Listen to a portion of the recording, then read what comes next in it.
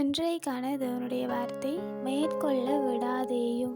2 நாளாகமம் 14ஆம் அதிகாரம் 11ஆம் வசனம் சொல்லுது, கர்த்தாவே நீர் எங்கள் தேவன், மனுஷன் உம்மை மேற்கொள்ள விடாதேயும். அதாவது யுத்தத்துக்கு போய் கொண்டிருக்கும் பொழுது இந்த வசனத்தை தேவனை பார்த்து சொல்லுகிறதாக அமைகின்றது. அதாவது மனுஷன் உம்மை மேற்கொள்ள விடாதேயும்.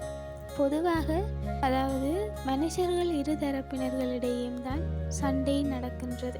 அப்படி பார்க்கும் பொழுது யாராவது ஒருவர் இன்னொருவரை மேற்கொள்வதாக அமையும்.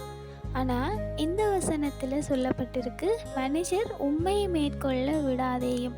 அதாவது இந்த யுத்தம் எங்களுடையதில்லை, தேவனுடையதென்று கருதி தேவனை மேற்கொள்ளக்கூடாதென்று சொல்லி இந்த வசனத்தில் சொல்லப்பட்டிருக்கு. அதாவது பொறுப்பை தேவனிடத்தில் கொடுத்ததாக இதுக்கு பொருள்படுகின்றது. தேவனிடத்தில் அந்த யுத்தத்தை கொடுத்து விட்டு உம்மை மனுஷர் மேற்கொள்ள விடாதபடிக்கு காத்து கொள்ளும் என்று சொல்லி ஒரு விண்ணப்பமாக இது வைக்கப்பட்டிருக்கிறது.